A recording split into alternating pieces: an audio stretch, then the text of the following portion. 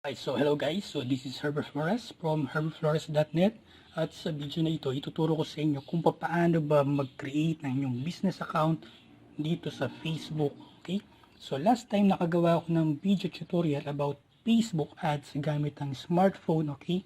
Kaso yung tinuro ko doon is more on boost post. Okay? So meron kasing boost post, meron din tinatawag na ads manager or yung Facebook ads talaga. Okay? So, ano yung pagkakaiba ng dalawa? So, yung boost post, ito yung limited lang yung mga features niya. So, example, ngayon, nandito tayo sa isang page ng ating client. Okay, so kapag ka boost post, ayan. So, ito yung nagbibuild ka na ng engagement, okay?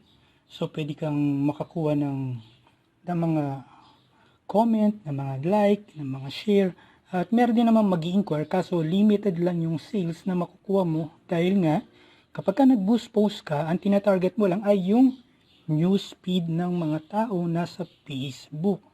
Okay? So, maliwanag yon. So, limited lang yung makukuha mo, yung mata-target mo. Okay? Wherein, kapag ka-click natin itong boost post, ayan. So, i-accept mo lang to. So, make sure na kailangan mo ring kailangan aware ka do sa mga ads policy ni Facebook, okay? So, make sure na basahin mo yung mga policy ni Facebook. Hindi naman kasi agad-agad or basta-basta is makapag nagbo-boost ka, okay? So, I accept natin muna to. Ayan. So, dito sa boost post, pwede ka rin maglagay ng send message na kung saan, ito yung send message button or pwede rin learn more. So, ito naman mapupunta to sa website mo. Kung meron kang website, online store, or pwede rin shop now, pwede sa WhatsApp, or pwede rin silang tumawag sa'yo, okay? So, ganun yung pag-boost post. Then, dito, yan, ilalagay mo yung contact number mo, then, yung isa-set up mo yung audience mo, at yung duration ng ads mo, okay? At yung total budget na gusto mong, yung gusto mong gamitin, okay? At kung ilan araw nga, yung duration ng ads mo.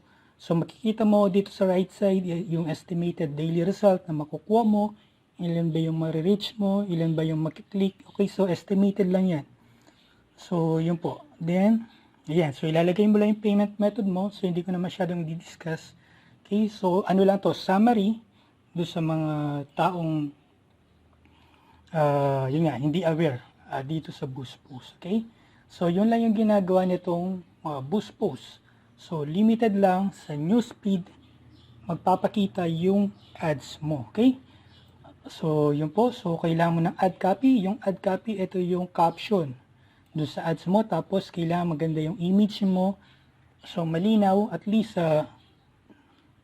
nasa 20% lang ng text nung image mo. Or mas maganda yung gumamit kayo sa video ad. Okay? So ngayon, lumipat naman tayo doon sa tinatawag ng business manager. Paano ba mag-create ng business manager? So para makapag-create ka ng business manager, pumunta ka lang dito sa business.facebook.com. Okay? Ayan. So kung smartphone yung gamit mo, wala kang computer or laptop, so i-download mo lang yung Meta Business Suite or Suite, sabi nila. Okay? Then, i-download mo rin yung Ads Manager na app. Okay, ito sa Play Store, sa cellphone mo, okay?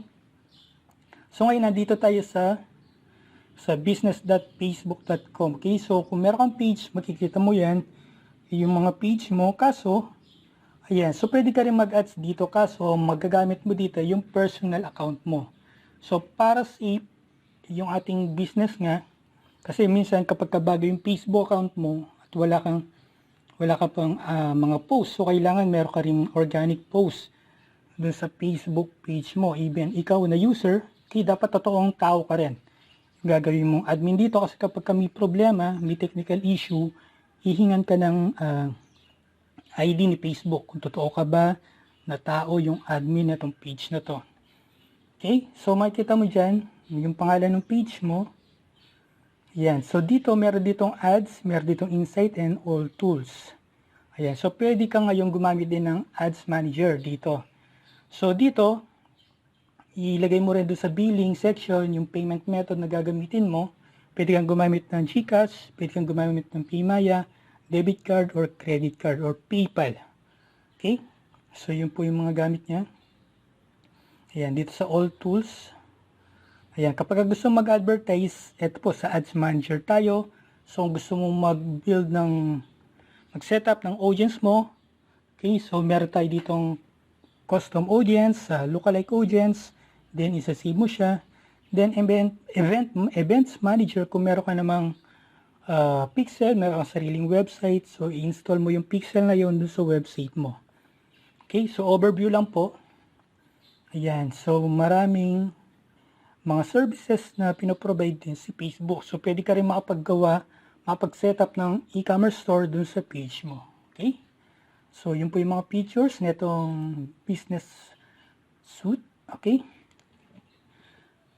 So, para magawa tayo dito ng business manager account, so yun nga, kasi kapag personal account yung gagamitin natin, at nagkaroon tayo ng problema, kapag nagkaroon ka ng problema nga, so minsan, nare-restrict yung personal account natin, pati yung mga connected na Facebook page mo doon, hindi mo na magagamit yung account mo pang Facebook ads, okay? So minsan magagamit mo pa rin naman yung Facebook account mo or yung Facebook page mo pang organic lang, pero hindi ka makapag-setup ng Facebook ads dahil nga nagkaroon ka ng restriction or meron kang nalabag sa mga policy ni Facebook. Kaya make sure na aware ka sa mga policy ni Facebook. So pwede mo yang i-search kay Facebook sa Google, okay? Yung ads policy, or punta lang doon sa business.facebook.com, doon sa help, okay? Ayan, dito sa help, so pwede mo i-click yan, meron doon, okay? Meron kang makikita mga information about sa paggamit ng Facebook Business Suite. So, paano ba gumawa ng business manager or business account? So, ito, i-click mo lang yung nasa left side mo, upper, makikita mo dyan yung page mo na active, kung isang page lang, kung marami kang page, makikita mo dyan kung ilan sila, okay? So, click mo lang tong create a business account.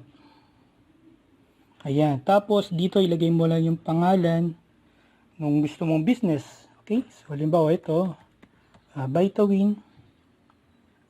Then, click lang natin yung Vitawin business. Then, click mo lang yung next. And then, yung first name at yung last name, okay, na gagamitin mo dito sa account na to.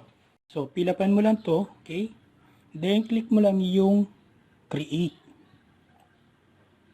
Ayun, then click mo lang uli yung next, okay? Then, pwede ka uli mag-add ng ibang person. So, halimbawa, meron kang mga empleyado or mga business partner. Okay, so, i-add mo lang yung email address nila dito. But for now, click lang natin itong next. Then, click lang natin ulit itong confirm. So ngayon, meron na tayong business account. So, isi-switch natin to into business account. Okay? Ayan. So, naka-switch na tayo. So, nandito. Okay, so business account, tapos yung personal account nandito siya sa ibaba. Okay, so gagamitin kasi natin itong business account. So, click mo muna itong go to settings. Ayan. Tapos, add lang natin. So, pwede ka na ngayon mag-add ng mga tao dito, okay, na gustong makapag-connect dito sa yung business account. So, kailangan muna mag-add ng, so yan, dito tayo sa pages. Ayan, tapos click lang natin itong add, then add a page. Then, kunin mo lang yung URL ng page, okay? O yung pangalan niya. So, diba, Vitawin. Ayan. So, automatic, lilitaw siya. Then, click mo lang yung add page.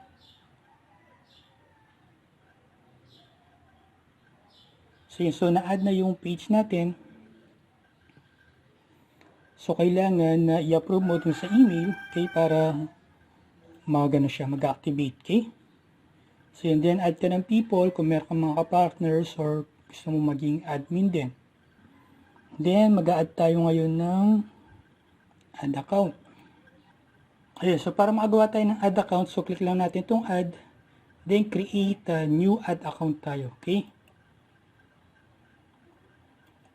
So, halimbawa, type natin dito, Vitawin add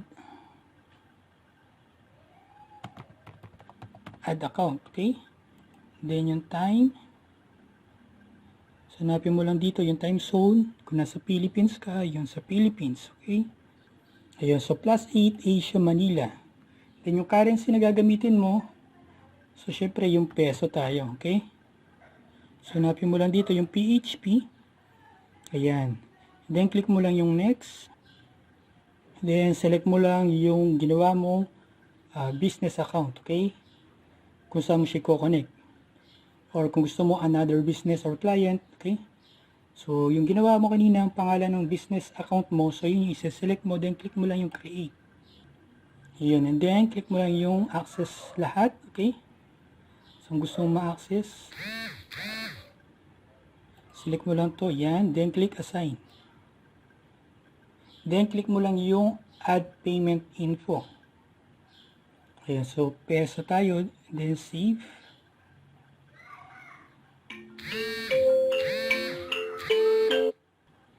Ayan, so tapos ilagay mo lang dito yung payment method na gusto mo, PayPal, debit card, okay, or kung meron kang add coupon, add credit, then click mo lang, okay?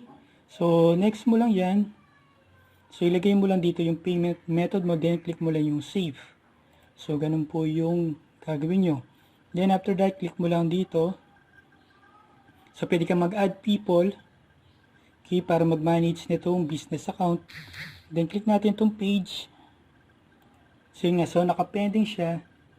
So, kailangan ma-approve muna nung may-ari nung page. So, ganun po siya. Then, after that, ready to go. So, pwede ka na ngayong, pwede mo nang gamitin itong business account mo, okay, para mag-ads ka. Okay? So, yan, huwag mo kakalimutan ilagay yung payment method mo. So, bago ka mag-start, then, you can set to go or pwede mo ring i-connect yung Instagram account mo kung meron kang Instagram account. So, that's all. So, I hope na meron kayong natutunan dito sa aking maiksing tutorial kung paano ba mag-setup ng business account dito sa Facebook. Okay? Kung meron kang question, just leave a comment below. At huwag mo rin kalimutan mag-subscribe at smash mo na rin yung like button. So, ito yung nakakatulong para lalo pa akong ganahan na gumawa ng mga tutorial videos katulad nito. So, meron din akong recommended training below this video. Pwede mo i-click yung link. Okay? Thank you for watching and see you on my next video.